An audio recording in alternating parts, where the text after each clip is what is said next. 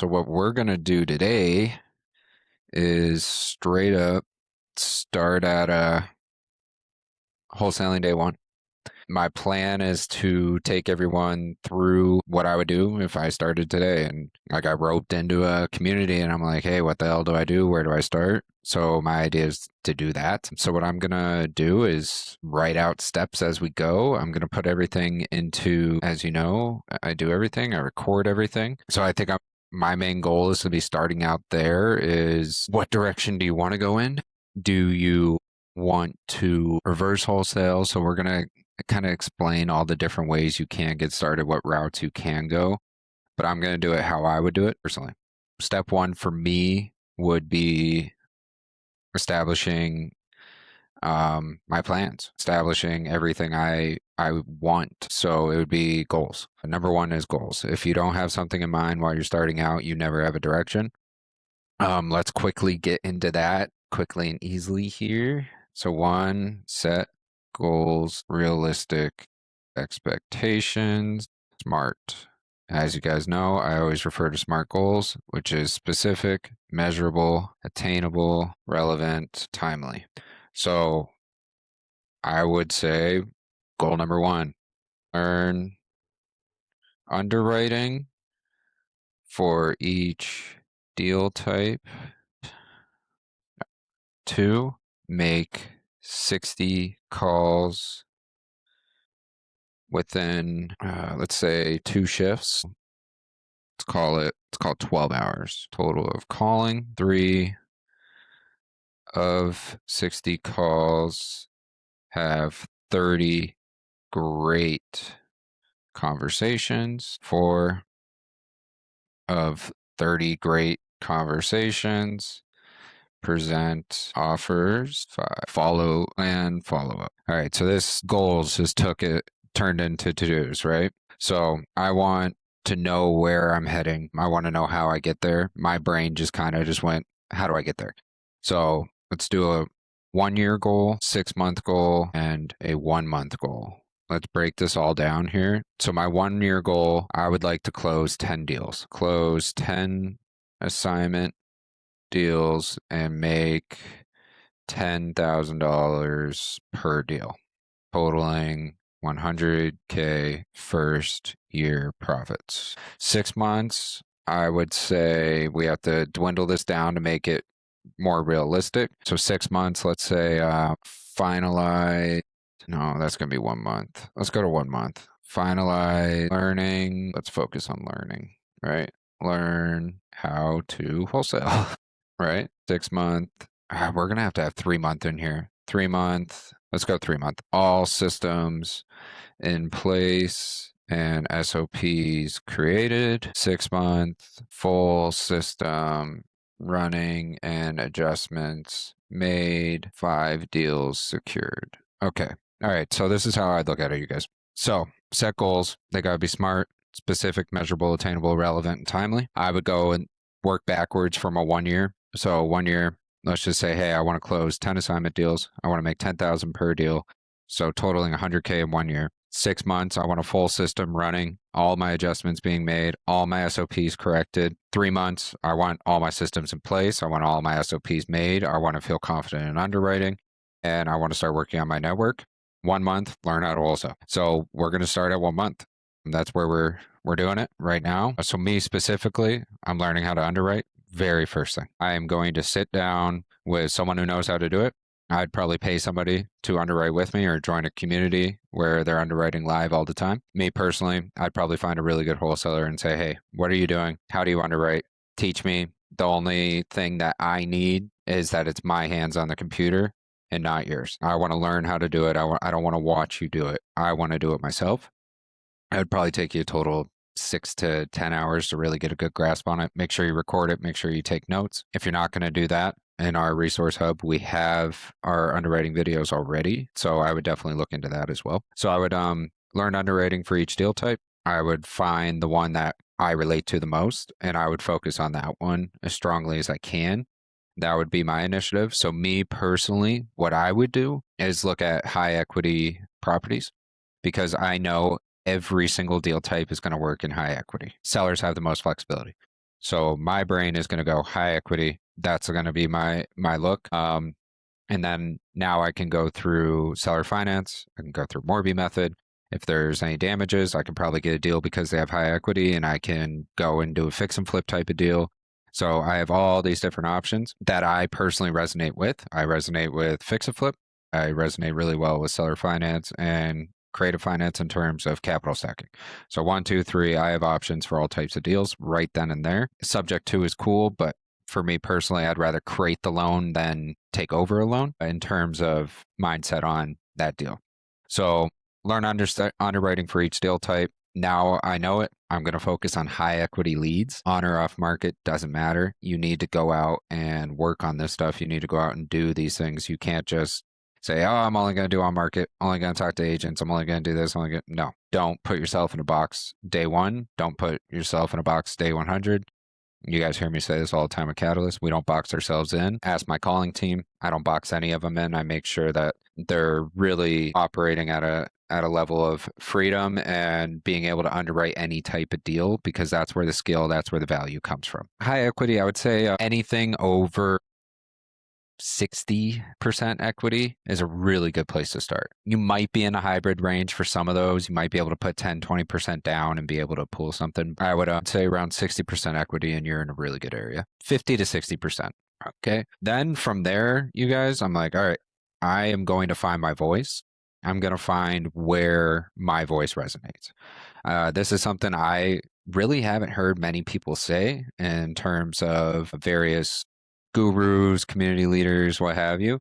Not a lot of people talk about this, but I think it's probably the most important thing. So while I'm going and making all these calls, learning how to get good on the phones, learning my type of negotiation skills and tactics, strategies, whatever, what have you, I'm going to write down and record all the notes I would need to find out where I'm most successful. Because just like any other business, there's an area that your business is going to do better. If I'm selling makeup, I'm probably not going to go to a rural farm town with 2,000 women in the town and they're all a farmer's daughter. Not going to try to sell them makeup. They probably don't care that much. They're beautiful in their own right. They can do their own thing, whatever. If I'm going to go sell makeup, I'm probably going to go to a really high populated area, very social, young area, probably somewhere like, I don't know, South Beach, Miami, LA, Malibu, places like that, where, yeah, the competition might be higher, but if you have a higher value or a very clean process and good value, you're going to get more sales in an area like that. Now look at your voice as the same way, and look at what we're offering sellers the same way, right? So what I'm going to do is I'm going to call around, figure out where I resonate the best, where my value is the most relevant, where my voice has the biggest impact. For me, starting out was Florida, it was Texas, it was Georgia. And it makes sense. I lived down south. I grew up Republican. I grew up on a farm. I understand how these people talk. I understand how they think. It was just very shoe fit puzzle piece type deal, where I was able to get my message across in a way that understood and resonated with them quickly. Donna, absolutely. I would never box myself into one market. If you are going to stick to one market, that's fine. That is absolutely fine. Me personally, starting out, I wouldn't pick one market. I would not, because every market is going to have its niche. Every market is going to have these little areas that you can fit into, right? But every market also has its resistant points. So there's certain areas you go where you offer seller finance and they're like, what are you talking about? And we don't do that here. We don't know what that is. I mean, like I saw some guy just talking about subject to in Hawaii. They've never been done. They weren't being done. And then he started doing sub twos in Hawaii and now he's the guy. He is the guy in Hawaii for sub two. I wouldn't limit yourself. One, because you're wholesaling. You can go to so many different cities, and wherever the booms are, I'm following trends now that my voice is developed, right? I can call Minnesota, I can call California, I can call Rhode Island. It doesn't matter where I call now. But when I started out, I needed to utilize my voice and have it resonate wherever it could. And the only way you know is if you go around calling. Like I still struggle with Detroit. It's just too different. I can't resonate with Detroit sellers. It's just something that I struggle with. But I had to learn that. I had to learn, okay, Detroit's kind of difficult for me. My voice doesn't resonate. I got to figure out, how do I fix this? How do I go about it like this? And it's very competition based. It's very what's going on in the city that makes them look at an out of town investor like, what's going on? So I need to eliminate that in their mind. I need to eliminate what they're thinking about an out of town investor, wholesaler, what have you, my offer, my strategies that are different than what they normally see. So if you are going for a certain market that you aren't exactly ready for in terms of your resonance, we'll say, you got to be prepared to adjust and clarify and to move a certain type of way to be able to, one, stay in that market, two, provide value in that market. So I would go make calls. I would vary my cities. I would vary my markets. I would be all over the map. I would be all over the map. This is just week one. You know what I mean? It's just week one. I'm going to figure out where my voice resonates the best. So if it resonates really well in a certain market, I'm getting a lot of traction. I'm getting offers listened to. Then I'm going to start focusing a little bit more in areas similar to that place and go from there. So for me, originally it was like Daytona Beach and Tampa, where I just instant resonation, like it just completely on, like it was great. So I'm like, okay, so I'm gonna focus on those. And I tried Orlando. I was like, Orlando's a little bit different than, Daytona and Tampa. It's a little bit different. I lived in Orlando. I know. Mindset's just a little bit different there. So I had to pivot a little bit. Then I tried Miami, completely different mindset than all three. So little stuff like that, just trying to trial and error. Once you have your cities, your main gist down, your cities that you like to call, cities where you resonate really well, now you're tracking KPIs. Now you simply need a CRM system to track everything you're doing. It can be a Google Sheet, it can be a notepad. I don't care what it is. If you want to pay for fancy software, I would say don't. You're just starting out. So, me personally, I would build a Google Sheet. And this is what I did do. It's very similar to the calculator we have now, which is getting upgraded next week, you guys. So, what I would do is I would record everything. I would write down everything I did. Good call, lasted 6 minutes. Why didn't it last 10? Did it not last 10 minutes because it was such a good call? Or did it not last 10 minutes because I couldn't get through to the agent and we had a bad conversation? I didn't get to my spiel.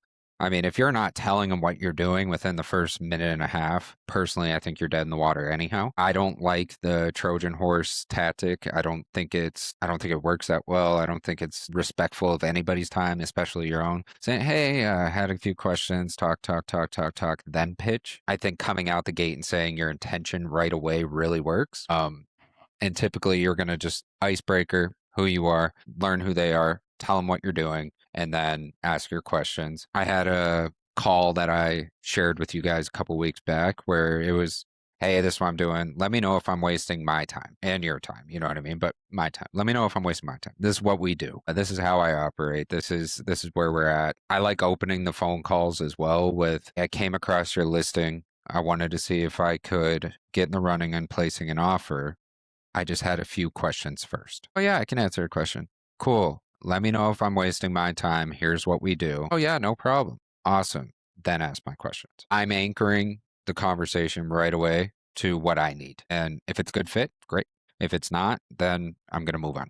Or I'm going to go through the conversation and find a way to be the right fit. So KPIs, everything, different strategies and calls. You're going to work through all that stuff and work and find what works for you. Just make sure you're not wasting your time while you do it. Don't get stuck in deal analysis paralysis. Don't do it. Get on the phones, offer if it works, write what you can, keep calling. So after I have now my calling figured out, or in some way, shape, or form, I have my calling figured out. I understand what KPIs I want to follow. KPIs are just data set points, you guys. Percentages of calls answered, declined offers, offers sent, stuff like that. Once I write all that stuff down and say, hey, here's what's important to me, I'm then going to utilize that information to tailor my lead generation. I'm going to start talking to people about lead gen. I'm going to start figuring out strategies on what I want to do based on what I'm good at. But you don't know starting out. You're not going to know what you're good at starting out. You're not going to know what you're good at until you're good at it anyhow. So don't get discouraged in those first few weeks. And a lot of times that's when people land their only deals, is in the first week or two, because they're not overanalyzing. They're going out, placing an offer, it gets accepted, and a buyer likes it. I've seen more people get lucky than I've seen people get good, if that makes sense. Because people think they get good and then they stop getting deals because they're not good. and they were never good. So definitely a portion of it there. We'll dive into that a little bit more. Step one, figure out your goals, right? Step two, work backwards from a 1 year goal. 1 year, 6 month, 3 month, 1 month. Write out those goals. Make sure they're damn realistic. Make sure they're SMART goals, specific, measurable, attainable, relevant, and timely. Make sure you can get it done in a month and that's relevant to what you're doing. That's an attainable thing, something that can actually happen. Make sure you can measure it, hence your KPIs, and make sure it's specific. Make sure it is something that is very detailed goal.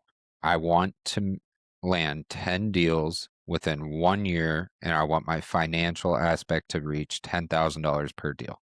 That is very specific. It's timely because we put a time frame on it, 1 year, and we have measurable 10 deals, $100,000, $10,000, what have you. Make sure it has all those parameters to your goal so you have something specific to measure and something specific to go for. So we're going to do that. We're going to learn underwriting. We're going to find where our voice resonates. We're going to keep working on the phones without getting discouraged while knowing, hey, I suck. It's okay. It's okay to suck. You should embrace the suck and you should embrace the bad phone calls and laugh about it. Don't get discouraged. And most importantly of all, starting out, learn your underwriting off the phones. Don't try to do what gurus do and these community leaders do and what I do. Don't try underwriting on the phones for your first 2 weeks. Don't do it.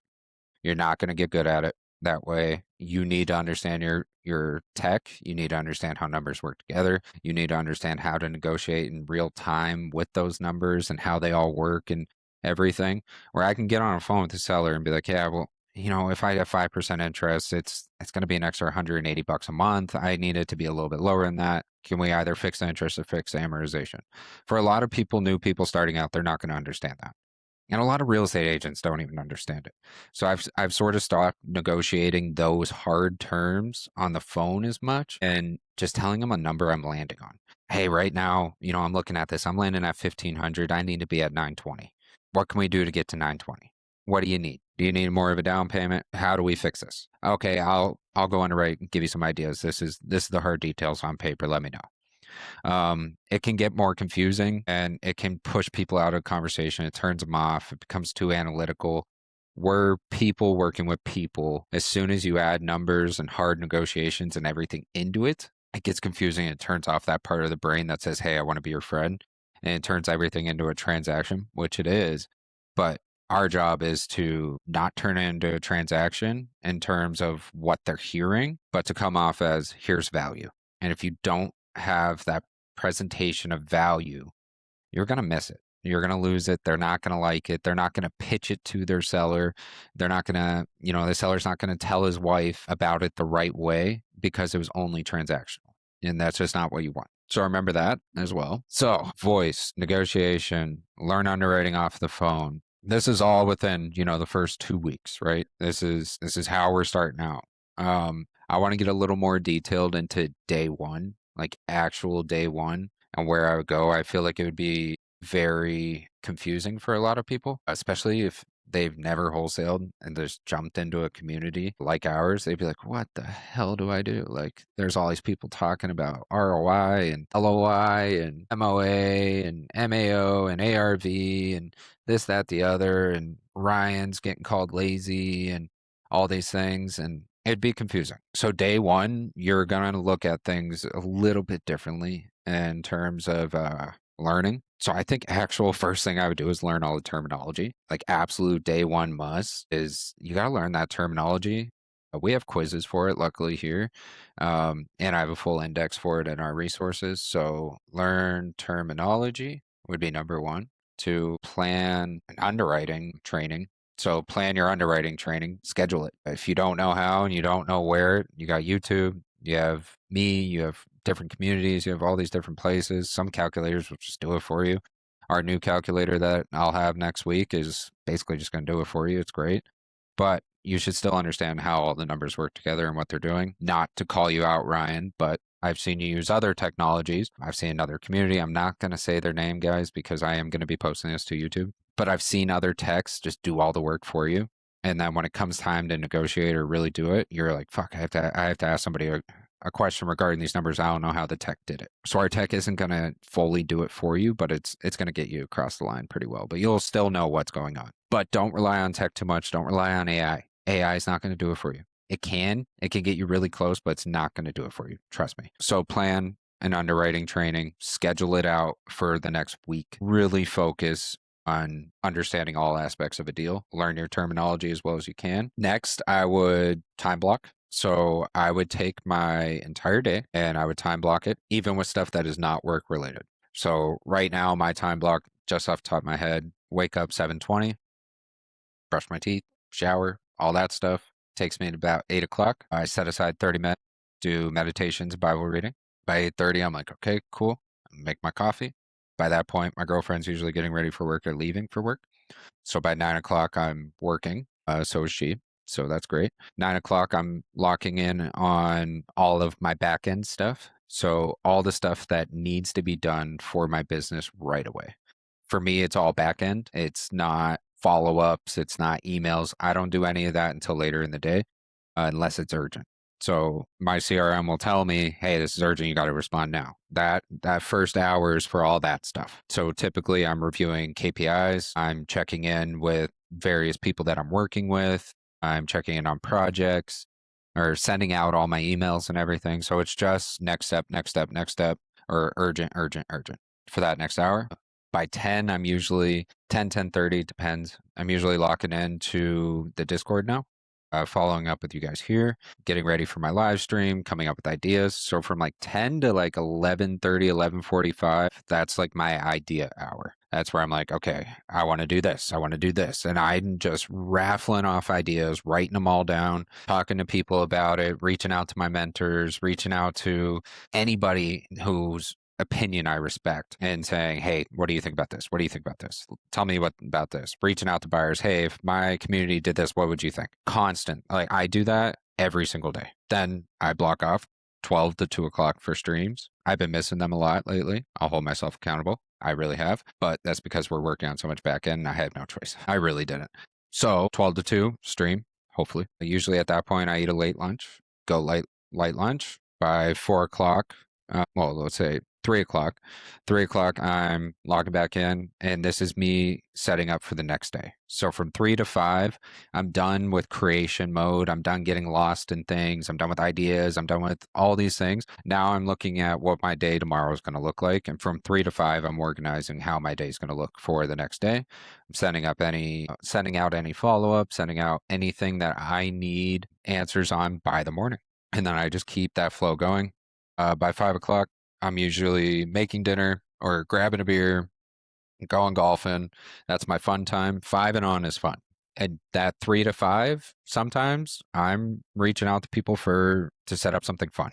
Like I have to have fun. I have to enjoy my life as well. So 5 o'clock and on, that's what that's for. And try to get to bed by 10. So my whole day is time blocked pretty reasonably. So, in that free time you have, you can add it in earlier in your day, you can add it in the middle of your day, whatever you want to do. If you like calling, off-market sellers at 7 p.m. because that's when they're all home and you're in the right time zone for it, well, then you should block off a middle of your day for yourself, for fun, for relaxing, whatever, because you're going to be working late. So remember that as well. I don't do it. I just don't. It's not something I want to do. I don't want to work at 7, 8 o'clock. I'm not going to work at 7, 8 o'clock, but I've earned the privilege and put myself into that position where I don't have to do that. When I first started out, first year, I would work till 8, like every day. It was like 9 to 8, 5 days a week, consistent. And that lasted for about 7 to 8 months. I just got done with being a chef, so that was like nothing to me. I'm sitting on my couch, eating food whenever I want. I drink a bunch of coffee. I just work. It's not a big deal compared to what I was doing. So I would time block whatever you see fit. Make sure you're scheduling fun. Make sure you're scheduling playtime. You know what I mean? You need that psychology of play in your life. If you don't have it, you'll get burnt out quick. You'll hate your job. You'll resent everything that you do. So day 1, learn terminology, plan an underwriting training, schedule out your underwriting. 3, schedule out your time block. Make sure you have a efficient time block that is going to work for you. In your time block, you're going to put the rest of the things you need to do. And we have like a wholesale 30-day checklist. I would refer to that for my first, 7 weeks, 5 days a week, 7 weeks. Boom, you have what? 35 days right there, not including weekends. Right then and there, you're going to be able to structure your entire first 30 days and start locking stuff in. So as soon as I get comfortable with underwriting and the terminology, I'm going to time block adding buyers into the process. We're not going to dive into buyers a ton today, guys. I want to set that up for like day 4 or 5, where all I talk about the whole day is buyers. But I would put in time block, find 5 to 10 buyers, really good buyers, and I'm going to curate those buyers to my voice, all the KPIs I got from calling, which we talked about earlier, and I'm going to blend everything together.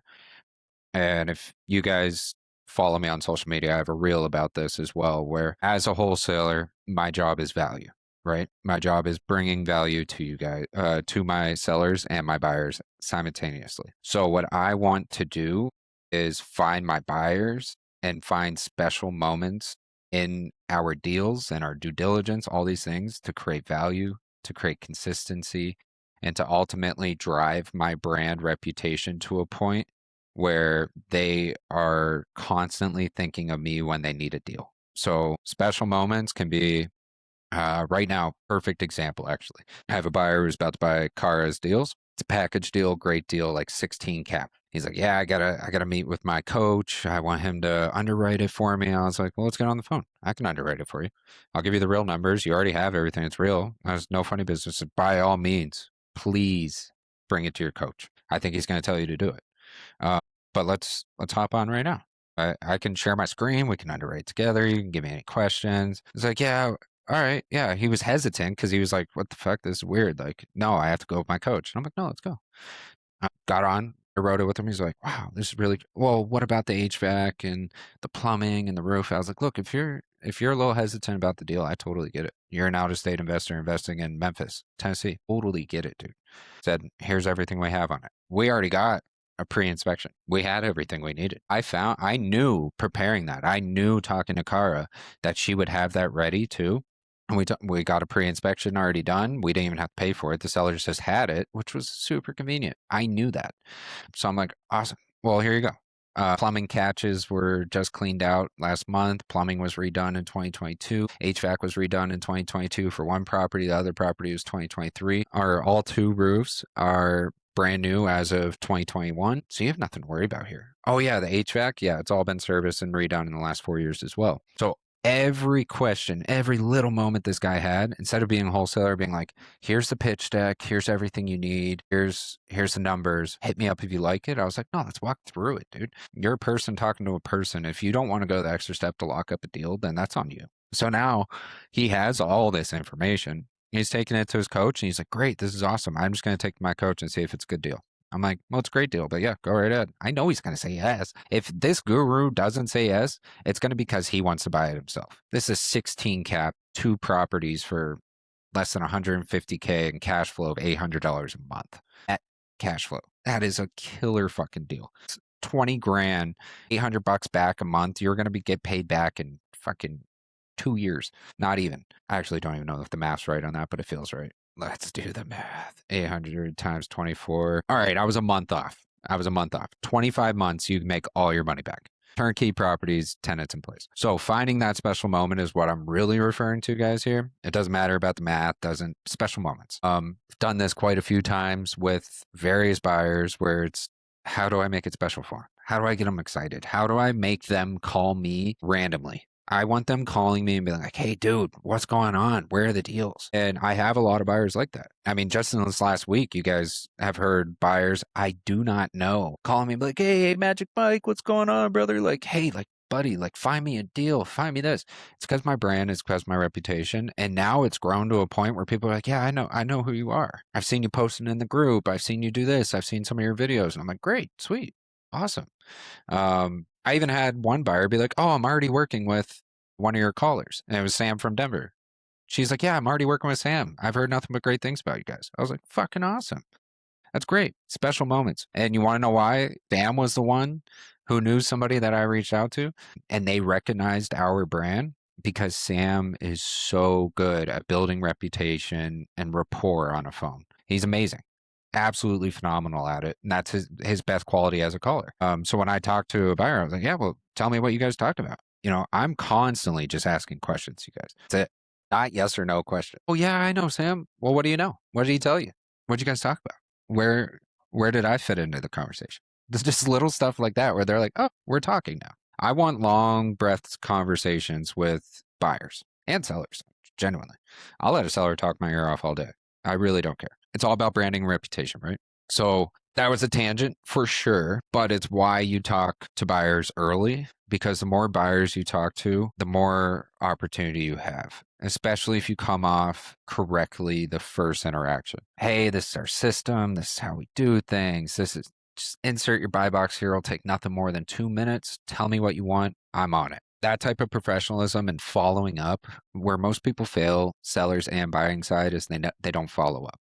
Where I don't fail and why I am successful is I follow up like crazy. I am on everybody's case all the time. I do it. I literally set up, 2 hours of my day towards it. Like I said earlier, like 9 to like 11, 11:30. That's what I'm doing. I'm answering stuff and I'm locking in 3 to 5 o'clock. So 4.5 hours a day, I'm either reaching out to you or asking for a follow up from you or handling something that urgently needs handled. 4.5 hours. That's half your workday, but it makes me all my money. I mean, the community is a chunk of change, not nothing crazy to talk about. All my money comes from those conversations. And we're talking about the difference between me needing a W-2 and me making 3 times more in a year than the W-2 I had, and going on, I went on like 6 vacations this year. Only have to work 4.5 hours, truly a day. The community helps. I mean, I love you guys, so I'm here, but it's not where the income comes from. It comes from what I'm teaching. And that's what we do. Sorry, I need a sip. So time block to acquire buyers. Personally, me early on, I would find someone who isn't a mentor, who isn't a guru, but someone I want to be friends with to learn from. That's just what I would do. I can understand people wanting to go straight to a mentor. If I did, I would make sure it's very tight knit, very much one of those things where it's like, they're not working with thousands of people. They're not, and I'm not saying this to talk about myself. I'm just being genuine. I've paid for mentorships where it was stuff like that, and it's just like, it's just not the same. You kind of miss out a little bit. You get modules, you get stuff like that, and that's why I'm tailoring mine the way I am. But my key point is I would want undivided attention, or I would say, hey, I don't want your mentorship, but I do want like 6 hours of your time, where my hand is on the steering wheel. You know what I mean? Watch my workflow and tell me where I go wrong. It's really what I would pay for personally. Unless you want full hands-on operation mentorship, then I would go a little bit different route. I would do a lot of vetting and interviews with mentors and see what happens. But me personally, I would find somebody working within the space who doesn't do that and just say, hey, I'm looking to learn. I'll work for free for a month. Work with me. Let's just throw ideas back and forth to each other. And that's the whole point of Catalyst overall, is that we're a hub where you should be learning from each other. You should be working together. You should be discussing deals together, underwriting strategies, all this stuff. So I would throw that in my time block, like an hour a day, 3 days a week, work with somebody and learn from them, or attend the live streams and ask me questions. I'll be that person. I'm not going to charge you anything. I don't care. Learn from others. So you're now acquiring buyers, you're learning from others, you got terminology down, you got underwriting down, it's all in your day. Now you need to learn how to generate leads. And this is going to be another day where I talk about it for like 3 hours. I'm going to give up a lot of the stuff that I do, which I was kind of fighting on doing it just because it's like kind of my business model for the subscription. But with that being said, there's other stuff I just can't teach. It's things I look for, things I have a hunch on. So that's fine. So I will share a lot of that stuff we'll probably do that within the next week. But learning lead generation is huge. It's so crucial. The tech you use is very important. All the little things. I've tested probably 100 different lead sources, from lead gen companies to AI to white pages to, calling fucking fire departments. Like, I've really done a lot of it. I heard a new one yesterday. It was really cool. I'll give it to you guys because I don't really care. Water shutoffs. Thought that was really, really smart. I haven't heard it. I haven't heard water shutoffs. I've been in here for a year. I've been doing it for a year and a half now, and I'm like, water shutoffs. How didn't I think of that? That's so smart. So water shutoffs is a big one. Typically, it's going to be vacant. Somebody passed away. Whoever took over the house from there got the water shut off because they weren't paying the bill. The bill wasn't in their name, XYZ, stuff like that. Really, really smart. So overall, what you're actually doing day one, week 1 through 3, right? We'll call it that because we're talking a lot about day one. We're talking about the first couple weeks is you're setting up your system. And that's where I'm going to refer to our resources here in a second, where you go in and, it's going to take a little bit of reading, a little bit of studying, but this is personally what I would do is set up my Catalyst command center is what I have it titled, where it's your full meeting schedule and it's going to track all this stuff for you. It's completely free in our resources. But it's going to track everything for you. It is directly based on EOS, their scorecard. If you don't know what EOS is, that's probably the first book you should read. What the heck is EOS? It's what I run my business on. I ran multiple restaurants on it. It's phenomenal. This system will expose any weak link in your infrastructure. It'll show you the obstacles. It will show you the mistakes you're making. It does everything in a very real way. You just have to do the system. You have to follow the rules of the system. If you don't get any results from it. If you do, oh my God, you'll love your business. It's very much what you guys are seeing in live time right now, in real time right now with me, is me continually using EOS, and you're just continually seeing the brand grow and develop, and operations are scaling, and more people are joining, more, just everything's more. So with that being said, read what the heck is EOS like it's your freaking Bible, and then operate within it. I have a full video on it already in the resources. I already have the resources there. Everything you need is right in front of you. I would probably set that up on day one as well. So I would have my intro set up. What do I want my intro to be? All right, it's just myself. My intro is going to be, I'm going to write down one good thing in my personal life, one good thing in my work life. I'm going to take 5 minutes to reflect on it. I'm going to write down how I feel. Why am I so happy about this one thing that happened this week? And then you're going to dive right into your KPI. You're going to review your KPIs. You're going to make sure they're updated. You're going to have your indicators, whether it's good or bad. All you're writing is on track or off track. That's it. Is it on track? Is the number in the green? Yes. Great. You don't have to talk about it this week. Is the number in the red? Yes. Okay. It's on the issues list. Talk about it. Think about it when you get to the issues list, not right then and there. Then you go into headlines. You're writing all the good stuff that happened in your week, or someone you might know did something great, or you landed a new partnership, or you got 10 new buyers. Write that stuff down, dude. Write it down. Praise yourself. Give yourself a pat on the back. Then you're going to go into your to-do list. Your to-do list is going to be all the stuff you need to get done during the week. So you do these meetings once a week, right? All the stuff you need to get done. And your goal is to get 80% of them done every week. Become 80% more efficient.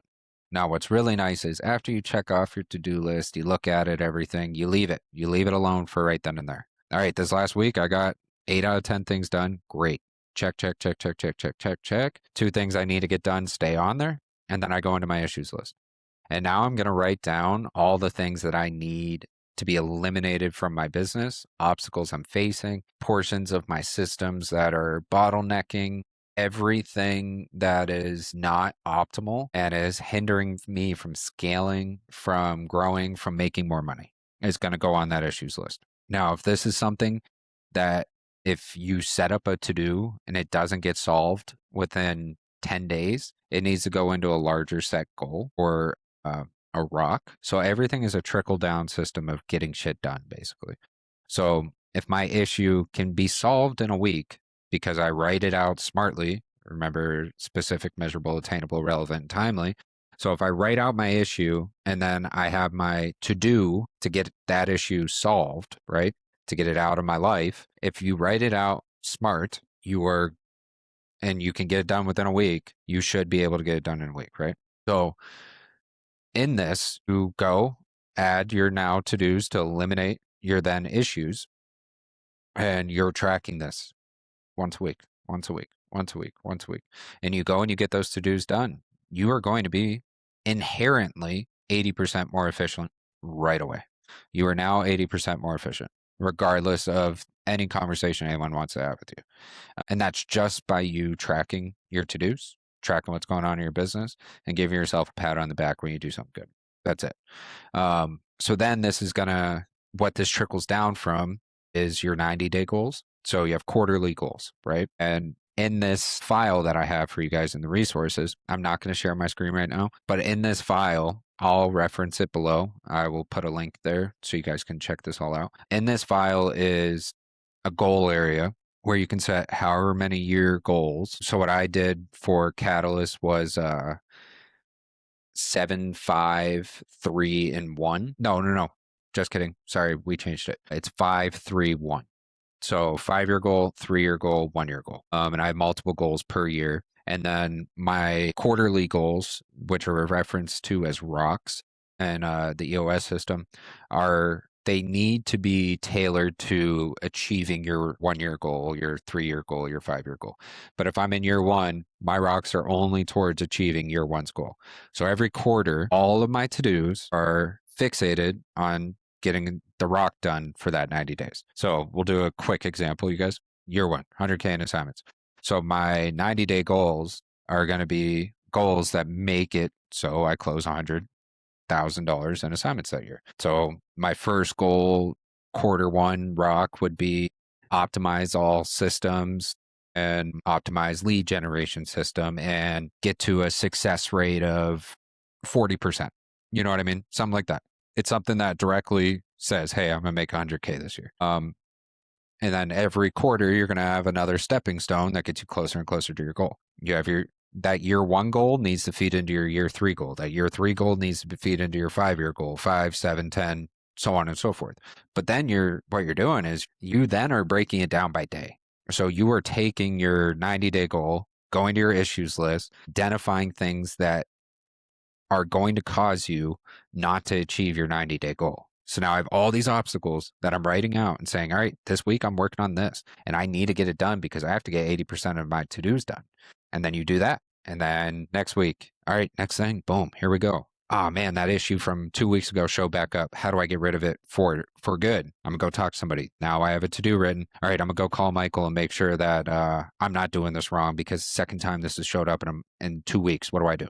And you're gonna go get that done. Get it done. Get it done. Get it done. And then now you're working on your business every single day. You're eliminating obstacles at such a highly efficient rate compared to other businesses. Other businesses are not doing this. They are not able to conduct themselves that quickly. That's why most new businesses fail within 3 years. And a lot of them are dormant by year 5. And I think actually most fail in 1 year because you'll get this rush of adrenaline. You'll be so excited. You'll be so motivated, ambitious, just so into it. And then you start facing issues that you weren't looking at from day 1. So set this up day 1. You're going to have to-dos every week. Get 80% of them done. Make sure you're eliminating your issues before they even become hardcore issues. Achieve your 90-day goals 4 times a year. Now you're at a full operating business within a year. It is scaled. It will be scaled if you follow that system. So day 1, I'm setting that up. I'm setting it up. I'm writing down my goals. I'm going through getting everything fixated on scaling, and then I'm gonna write it down in my time blocks and how I can achieve those details. For some people, it's going to be calling 6 hours a day and then, third partying everything else, which is fine. You can absolutely do that. That's what most wholesalers do to start. That's what I did to start. I said, fuck that. I'm gonna go get every deal I can. I want to close 100K in assignments, and I did. And I took that and I was like, all right, I'm done paying other people. I'm not paying someone to dispo my deals. I would have made 250K if I didn't pay someone to dispo my deals. Okay, so I have to hire out. I have to either hire out or I have to time block and tone back how much I call. But I realize if I call half the time, but I make double the money, it's the same input and output. You guys picking up what I'm saying here? So I utilized my time a different way. Where I'm calling 8 hours a day, I made 100, I think it was like 118, 119K, give or take.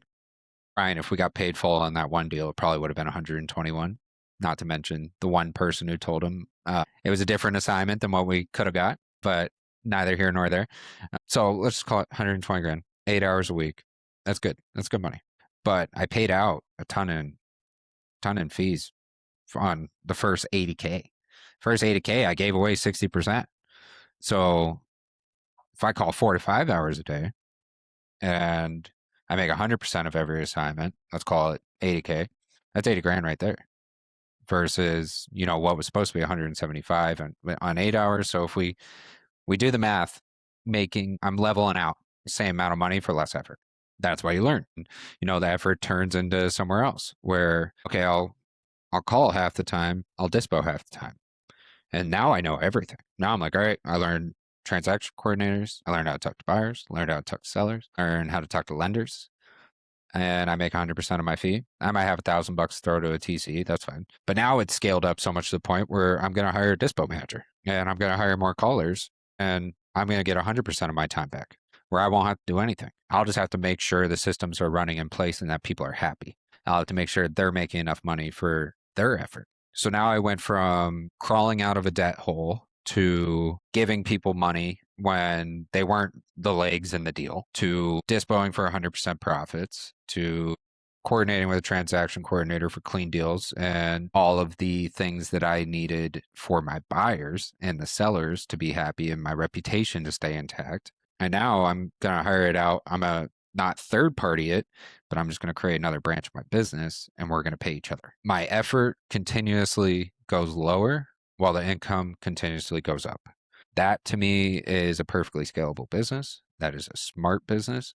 It is how you go from operations to operator. And that's what this whole entire series is going to be about. That's what Catalyst is about. And I feel like I preach it all the time. Like, I don't get why you just don't get it. And I do feel that way. I still feel that way. I will always feel that way because I don't get why people just don't read the writing on the wall that we left on the wall. It's all right there. It is all in our resources. So a huge issue point that I wrote in my meetings where I literally make my mentors sit in my meetings on EOS with me once a week. I use that as my mentorship. That's how I run our whole meeting. What I wrote down and what I said was, it's all right here. Where's the sticking point? What's wrong? Why aren't people using it? Why am I not seeing more success stories? Number one, I have no way to control what you guys do and how much effort somebody puts towards something. So I have to let that go right away. What I need to do is to get more commitment out of people, not more effort. Those are two different things. I need people to commit. Effort is subjective. If I only have to put 20% effort in my day towards something and I can still get the same results, I'm effortlessly doing it. But I'm still 100% committed to it, right? For that 20% of my day, I'm 100% committed. If my work is more valuable than somebody else's and they're working harder than me, it doesn't mean they deserve it more than me. My work is more valuable. So that is something that I needed to, and that sounds arrogant, by the way, but it's not. Like, it truthfully is not. That's just me calling it for what it is. Like, if I have a full-blown system and things are operating and I'm paying people and everything, and I went through what I went through to get there, I'm able to say, hey, no, in 20% of my day, I can get more done because I have more leverage. I have more firepower. I have everything I need. I have my systems all in place. And that's why you guys are going to see a huge expansion coming up next week. So if I have all these things, commitment, everything, what's actually the issue? When you're sitting here talking amongst people saying, hey, that, why aren't we converting more people? Why aren't more people trying this? Why am I not seeing more success stories? It's how the information's presented, one. And two, it really stems down to being too real about it. I just had a conversation with a client of mine. He goes, you know what? I'm sorry. I've led our conversations way more with heart and passion than actual facts and action. And I was like, you know what? I really appreciate you saying that because I've sent him 35 deals. They're great deals. Send him PML connections, send him everything he needs. Here you go, here you go, here you go, here you go. You know what I mean? Just tossing him fucking alley oops all day and nothing's coming to fruition. And I wasn't mad, but I was like, hey, like, where am I getting it wrong here? Like, what's going on? And he's like, you know what? Like, I think my ambition and my passion were a little bigger than my appetite, or not my appetite, but what I can chew. He's like, he's basically saying, I'm looking at a prime cut T-bone steak, what have you, and I don't know if I can eat it. So, I'm going to talk to him about, hey, how do we digest this? How do we actually figure out the issue and where you're at? But I really appreciated him saying, it was a lot more passion and appetite than action. And that's going to be for most people you meet. So becoming actionable, that is where I mean by effort and then also commitment. If you commit to the amount of effort that is required to build a system that incrementally will reduce your effort while maintaining or increasing your productivity and profitability, then you are going to be successful. And you'll only need to do X amount of time and X amount of stuff towards it. Whereas a lot of people aren't, they're just not doing that. And that's fine. I know some people who prefer to call 40 hours a week, try to maximize everything they can, and just sign up with a dispo person and make 200K a year. That's fine. That's great. That's your business. That's awesome. Me, I don't want to do that. I don't want to do that. I want to teach. I want to coach. And like, I'm starting to find out that I actually think that's my true calling. It's not being this huge investor, 200 units, landlord this, landlord that. I don't enjoy that as much. I really like fix and flips. I really like creative things and I really like teaching. I like creatively underwriting and helping people out of shitty situations. Okay, so I'm going to wholesale and I'm going to prove my value through that. I really like interior and exterior design. I like construction. I come from, a mining and steel family. All they do, like I have like 6 architects in my family. I love design. It's something that excites me. The color of floors, walls, this, that, the other. So I'm gonna do fix and flip. And I really love teaching. I really love seeing light bulb moments. I love teaching people creative finance, but also how to be creative in business and consulting on businesses. So I'm going to do that. Whereas, I could make passive income of $400 or $500 a month per property on being a landlord. To me, it doesn't pique my interest. It's boring. It is so fucking boring. It's so passive. It's boring. And that's not where I want to. I'd rather make passive income on what I'm doing here and actually impact people's lives rather than collect a check and make sure that their gas bill's paid on time. So scalability, everything that I'm talking about, you guys, it's all something that is super achievable. You can do it without PMLs. You can do it without anybody else, truthfully, in terms of the finance required to put down into it to start it. I would highly recommend setting up an LLC. I would highly recommend everything we talked about today in terms of where to start, especially EOS. I actually kind of regret starting the meeting the way I did. I wish I had just said, hey, number one, start EOS, and then we'll go from there.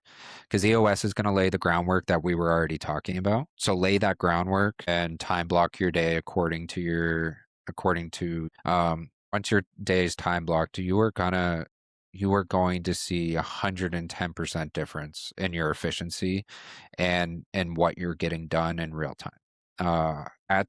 I honestly think that's what set me up differently than most people in our space and like in our community and stuff. Like, I haven't even launched the community yet. Like the community is literally like not launched. What does Alex Hermosi say? Just keep relaunching. I love that. Well, you really like your product, you think it's great, and you launch, you don't get the feedback you want, launch it again. Launch it until it lands. How many times did they cancel Apple's iPhone debut and relaunched and relaunched and redid the marketing and redid the product because on the soft launches and on everything they did, it didn't hit the way they wanted it to hit. Like, yeah, we've been around for a year or 2 years. I don't even know how long Catalyst's been around. It's been a year and some change. It's not launched yet. It's still on private. It's still invite only. I haven't done any marketing. I haven't done anything other than just work with you guys and build my brand. And that's all part of my phase. And that's all part of it. Like people think you can just build overnight, quick, make money next day. No, you can't. You cannot. No, I know nothing that works like that. That's awesome, Bebo. Good for you, man. Sorry, I need a sip real quick. So with that all being said, if you can make 120K in a year while significantly reducing your efforts and commitment and what have you before you even launch your brand or launch what you're actually doing or expand on it to 120K isn't that much a year for a business. I mean, profitability, that's great, but it's not a ton. Like that's not a lot of revenue. I personally want to be doing 150K a month, and that's just like simple standard. So with that being said, if you can do that and then just keep expanding on it and finding the tools and the people to allow you to scale and scale and scale and scale and scale, because it's eventually going to reach a point where you're operating to your highest capacity, where you can't take on anymore and you'll want to increase sales. So what are you going to do? I'm asking that as a question. I would like to hear your guys' feedback on that. You reach capacity. You want to increase sales. What do you do? Bebo says hiring people. Ryan, Drake, Donna, Miles. What do you guys say? There's no right or wrong answer here, you guys. Hiring people is going to depend on your business model. But yes, in our model, I agree that is part of the answer. Yeah. Donna, Ryan, Drake, Miles. What do you guys think? Come on, guys. I need people talking here because I just yapped for an hour and 20 minutes. Yeah, Donna the Queen. Of course, she's texting, hiring people for sure. And what capacity are you going to hire? What are you going to hire? That's what I'm curious about. So your role is acquisitions and hopefully dispo. Hopefully you're making. I mean, if you're netting 100K a year with dispo services being paid out to a third party or somebody else, a partner like me or something, you're in a great spot. You would hire acquisitions. Okay. What about dispo? Are we in our situation saying that we're dispoing ourselves, or are we saying a third party dispo? Let's say third party. Let's say third party for right now. Dispo and acquisitions are tough to do together. You absolutely can though, but I know a lot of people have to stop one operation to do the other. And to me, that's not. That's Ryan. What would you do? You're a team leader, and you're W-2. What would you do if your boss comes up to you and says, "Hey, we're full capacity in terms of our work day, but we want to increase sales." So what you're gonna do is refer to your goals. Number one, first thing you refer to your goals, guys, right away. What'd you write down? You're all good, Ryan. Miles, I saw you typing. I'm curious what you said, bro. Or what you have to say. There's no wrong answer. Bulk relationships to outsource. I like outsourcing budgets. So at that point, one, you're going to look at goals. Number one, you got to look at your goals. And then you have to say, if I had this to increase sales, or where would we be? And you absolutely need to look at your branding and your quality of product or service. If I hire, does the quality of service go up or does it go down? Right there, number one has to be your determining factor. Does it align with my goals and does the quality increase? If the answer is yes to both, you're very likely going to do that thing, right? Now, is it always going to be hiring? No, it's not always going to be hiring. You could take your services into a different market with higher returns. Always have to look at, okay, so price, right? So we don't dictate price, but we do dictate the market that we're in. So if I'm working in a market, let's use Detroit for instance. Let's say I'm working on single family homes under 1,000 and I'm collecting $5,000 to $10,000 assignment fees, right? But I have the skills, the systems, everything to get into commercial, to get into multifamily, and to get into higher priced subject properties to wholesale. Do I need to hire and spend money, or do I need to get into a different market that allows me to make more money per deal? That's where my mindset lies, you guys. It's everyone's first instinct is hire people, right? If I hire someone who's just like me and can do my job and we work together and they work for me, I'll make more money. Well, you got to pay them. You got to give them value or else they'll leave. So first, I'm going to look at my markets. I'm going to look at what I'm doing, or I'm going to do a combination. Whereas maybe I hire someone to take over my Detroit operation. I train them. I get them operating at a high level within that market. I give them a chunk of the assignments while I go target another market and I manage their operations. So all the time reduction I get from no longer having to work in that market, I can focus on another market. And now I just have to set up a system to manage them. So there's combinations. And like I said, there's no right or wrong answer, but that's where my mind goes is, well, what's my product? Okay, I'm wholesaling homes. My service is to the buyer and seller. If my service is good, my reputation is good, my brand is good, I should be able to go just about anywhere and make money. So now I need to look at the most feasible market, the market that makes the most sense for me to pivot into to increase my product, to increase my sale, the money I make, while I don't lose what I have already. So that's where my mind goes. And if you guys have seen what I've done in Catalyst, is that instead of hiring, I trained and I provided value to somebody, my calling team, and said, hey, I have leads, I have connections, I have buyers, I have networks within every one of these cities that I'm going to give you. Here's something that you would pay $2,000 to $5,000 a month on, And I know that because that's what we're paying for: good leads, this, that, the other, skip trace, everything. You know what I mean? Here's what I'm paying for. Do this, and I'll split all the money with you. Now my effort is decreased significantly while my money's increasing significantly. Now I have more time for other stuff. Now I get to expand my business. Now I get to do all these other things and get into different markets that I need to be in, that I want to be in. I don't want to be in the Detroit market my whole life. I don't want to only work deals in Florida my whole life. No, I want to be nationwide. I want to be teaching. I want to be flipping. I want to be doing all these things that I mentioned earlier. So it's the same exact thing, same exact question. It's just what's your impact? What's your value? What's your reputation? What's your service? Where are you finding points, tied back to earlier, to make things special? Those special little moments that you can utilize to take a step up the ladder or step up the stairs or what have you, climb the ladder. So don't think one solution is always the solution. Put out in front of you all the solutions and see if there's a way to combine them. See if there's a way to get a yes on everything. It doesn't only have to be one set in stone way. Now, in most cases, you go and hire and you double up your efforts, you're very likely going to do more sales. It's just that simple. Either that or just raise your price if we're talking about product. Now, in wholesaling, it's different. It's different. So you have to utilize what you do have, and what we do have is service and the market. Now, we don't dictate market, but we do dictate the markets we work within. So that's something that's really interesting to me. I think it's a really good point, and something that all you guys need to look at as you scale your personal businesses is, okay, I'm killing it. I'm doing well. I had 10 deals this year. I made 100K. What do I do now? Where do I go from here? Your answer might feel like hire people, JV, that stuff. Do it, but don't lose momentum either.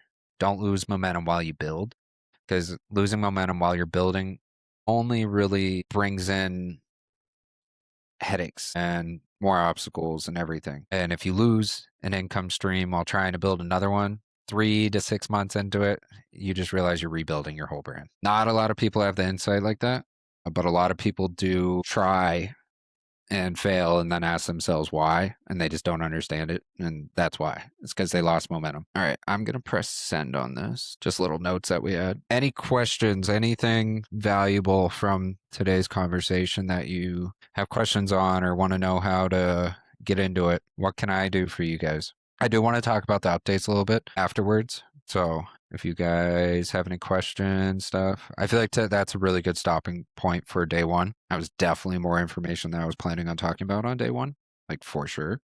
But I feel really good about it too. Any questions? Nothing. Nothing from any of you guys. Bebo dipped. I love how Bebo shows up at the most random times. What a guy. Donna, mark my words, you'll be the person who catches a swing of momentum and you're going to ride it. And you're going to crush it, truthfully. You remind me a lot of when I first started out, for sure. See a lot of similarities. You're a dog, dude. Stick to it. Stick to it. Really focus on your system and making your buyers happy. Check in with them often. Talk to them often. Call them. Hey, how are you doing? Like, it doesn't even have to be about real estate. Whatever you can do to build as much trust and a friendship, the better. And then just go scoop up a freaking unicorn deal for them and you'll be great. The market is going to shift, you guys. It is going to shift. We're right there, like right on the cusp of it. Soon as all this Iran stuff is done, midterm elections settle down, all this political stuff settles down a little bit. Oh my God. It's going to have to settle down if Trump wants midterms to go well. So he's right on the cusp of it. I think he's going to settle it down. I think we're going to be looking at a completely different market within the next 6 months to 12 months, but it's going to start early. And the early part for us, so wholesaling is always a little bit earlier than the market shift, in my opinion, because we're calling all the sellers so often and the agents so often. And we're so much like hand on the wheel. We're constantly driving, right? So I think, the trends we find them 2-3 months early. That's something I really wish I knew was true before, I wish I knew that walking into this shift that we're facing right now. Agent relationships are great too. I know a buddy who uses agents for dispo. Say, hey, find a buyer for it. Here's the deal. Find a buyer for it. He only sends it to agents, investor agents. He doesn't even dispo it in networks. He just has a whole plethora of agents that he emails it out, and they all just go try to find buyers for it. They find a buyer, he pays them a little bit. It's really, really freaking wicked. It's definitely the next layer of dispo that I'm going to add into our operations. Allow agents to sign up for our deals, and then their buyers can just We'll just give them a little chunk of change for it. It's really smart. So keep that in mind when it comes time to sell as well. You can create a whole dispo network with all those agent relationships for sure. You guys, really quick before I look at Ryan's deal, I want to go over all the updates. I'm going to be going over all of them in every stream until we're launched, just because I'm so fucking excited. I haven't personally felt this excited about any business ever in my life, other than maybe when I first got like a chance to make a menu as a chef. Other than that, this has been so much fun. So if you refer to the announcements, it's all in there, but I want to kind of go line by line and actually talk about this stuff. It's really awesome to see. 1, 2, I am so stoked. 3, this is going to be a huge tool for all you guys. An absolute amazing tool. So this is what I'm calling phase 3 of Catalyst. This is actually, to me, the true launch of Catalyst. You're going to see me start marketing more. You're going to see me all over social medias, and I'm going to get on YouTube, this, that, the other, whatever. That's all a result of the work that we've been doing. So our systems are remaining the same, but getting polished. We're going to have lead gen for sure. We're going to have a full CRM system for sure. The main website is going to have a full hub as well. This hub is going to be a system within the system where anybody who is using Catalyst as a subscription service, you guys can work together. You can JV, you can find buyers, you can find lenders, you can find everything within this hub. My goal is to create a full ecosystem. I am partnering with a debt service as well. So anyone who needs personal finance help, consistency, you want to learn finance, you can do this for free. And not just through me. This is someone who's specialized in it. If you do need help with finances as well, I'm very well versed. I can help you as well. But this guy he does it all day long. He's a great guy. His name's Dominic. He's going to be a partner with us as well. His job is simply helping people get into the best financial literacy possible. So they'll know every single little ounce of everything about their finances. And if you're going to be a business owner, you're going to be operating as a wholesale operator, an investor, real estate agent, whatever, great service staff. So that'll be a community that we're going to be partnering with. They're called Debt Sweep. They're awesome. So we'll have CRM system. This will be fully integrated into your calendar. We'll have a calendar both in the hub, or if you wanted to connect it to your phone, connect it to Google Calendar, whatever, you can connect those effortlessly and seamlessly. We'll have a full creative calculator suite, as well as fix and flip, BRRRR, DSCR, cash, sub 2, hybrid, capital stack, seller finance, you name it. We'll have a calculator in there for it.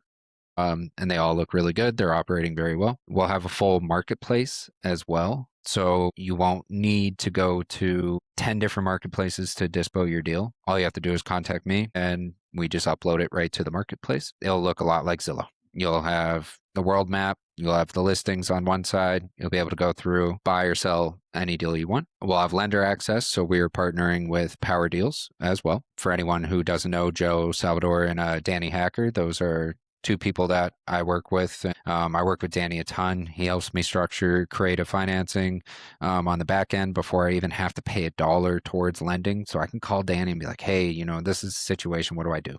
He's on there. We're going to have transaction coordinator references as well.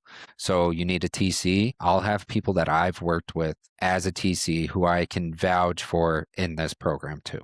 So you'll be able to go in and say, fuck, man, I need a TC. You won't have to reach out to me. Their numbers are right there. Call them up, say, hey, I saw you on Catalyst's page. I heard you're great. I need a TC. Here's the deals. We'll have an LOI generator. We'll have a contract generator. In those systems, we'll have an integrated signature service, which is just so clutch. You don't have to pay for DocHub, DocuSign, any of that.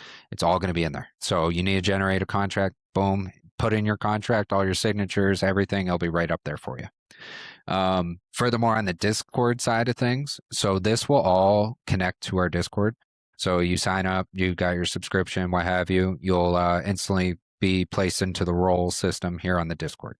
So cadets are going to be newer subscribers, new skill set, learning, you're early on guys and girls. So you're new and eager to learn, you're ready to go. Cavalier is going to be, you've gotten some deals, you're growing, your business is set up, you're operating at a higher level, you know what I mean? And then Centurion is someone that I verify. personally verify, hey, this person is good. Only the people with Centurion, the only way you can get that title, I don't even care if you sell 100 deals.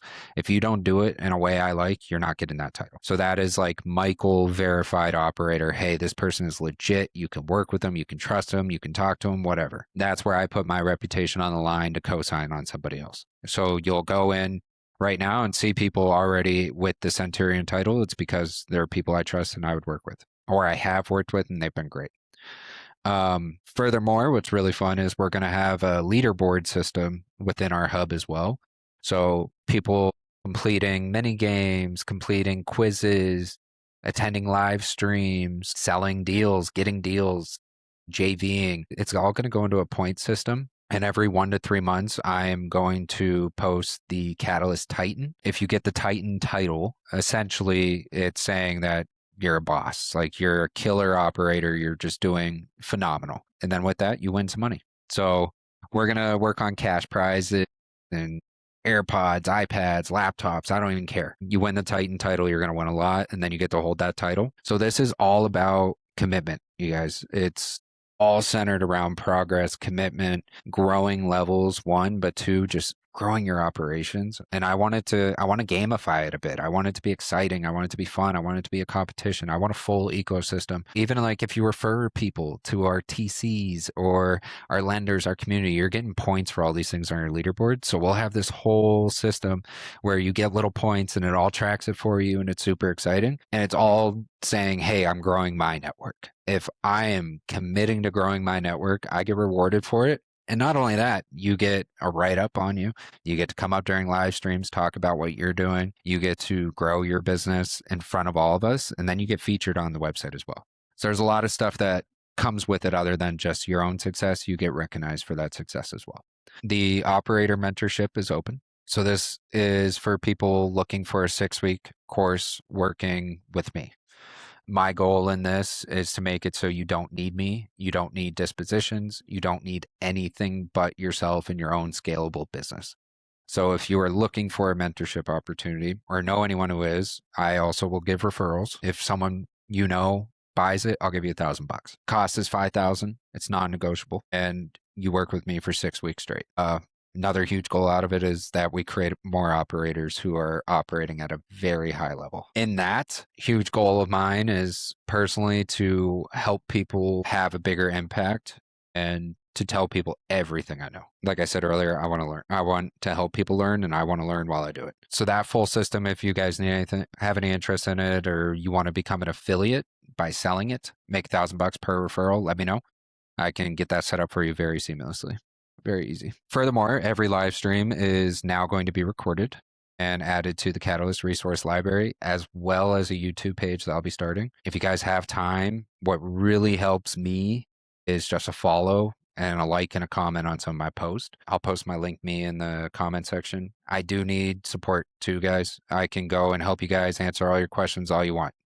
I already do that. What I need is a little bit of some support on other things so I can grow and be in front of more people. But the biggest overall point of all these updates is you're not just watching and consuming content. It's going to push you to move. It's going to push you to be active. It's going to push you to grow your business. And that's what's important to me. I want to see more independent operators growing their business, making real money. I don't look at you as competition at all. I look at you as a trusted operator within my hub and community that I can refer to, that I can give business to, that I can work with, because I'm trying to grow, you're trying to grow, let's grow together. Furthermore, sorry guys, there's a lot. I've been waiting months to release a lot of this stuff. I'm recruiting more acquisition callers. So if you're a caller, you're qualified, you can close. If you can work independently and you just want to log in, call leads, get deals, and work with me, DM me if you're interested. It's no money, no cost whatsoever. It's join the team, leave it at that, hit the phones, write out your daily KPIs for me to refer to so I know the leads I'm giving you are good. I'm also hiring a disposition manager, as we talked about earlier. I need someone who is a killer at dispositions, all their systems, and even if they are, they're still going to learn from me as well. We're going to have to train you up in Catalyst Standard, this, that, the other, but I'm looking for someone with tons of contacts, huge networks, and who's ready to really lock in with Catalyst as a huge deal source. I think that's everything. No, I'm definitely missing something. Branding is changing so much. I'm so excited. It's going to be so sweet. The community's looking great on the website as well. Oh man, I'm so excited. So you guys have literally, oh yeah, full resource library, quizzes, all that stuff. It's all good. Let me open up everything here. Any questions on what we're doing, you guys? Nothing? Maybe Ryan has one. Ryan, I can't hear you. I need more coffee, but I don't feel like making more coffee. Don't you love Discord? I don't want to give out. I can just cut the video here. It's fine. A lot of the stuff they're doing, it's good, but a lot of the stuff we were doing is better. And we found out that I was able to integrate a lot of it. And in that, I asked him not to basically steal our strategy because that was, like a lot of his services. It's cool. What I found was a lot of different strategies that we're doing that where I was like, and I said that too after he left. I was like, I'm really curious. So a lot of our, I think 90% of it was like, wait, no, can we integrate this? And then we were able to. So we've been working a lot on it since that conversation. And he is a killer, bro. That dude is wicked smart. Yeah, he's really, really smart. So yeah, with that all being said, yes, and is the answer, as it always is. But it was in large really what I was looking for. And I had someone developing a plan on it and, kind of pricing out everything for me. And, I had that conversation and I was like, I have no choice but to go with this kid. Yeah. Oh, I told him too. I was like, bro, I'm paying you more than that.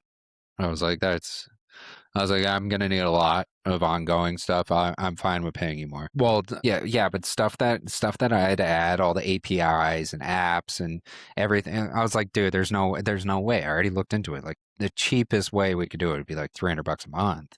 Started looking into it. He's like, oh yeah, it's not going to be that cheap. And I'm like, yeah, I know that. I've already talked to so many people regarding this. Well, not even the site, the operations and stuff that I do, all the stuff that me and Cole are doing to find leads for you guys and generate them and stuff. Like, dude, that's not, and like the companies we use, that's not something that you can just connect an API. And then you have data brokering laws you have to follow and all these compliances you have to follow that. And people don't realize, like, if I go and sell you a lead that's skip traced, I'm breaking the law. So it's a lot of compliance, a lot of stuff. But I forgot this point. We found a way to fully integrate our AI bot that I built into the website. Yeah.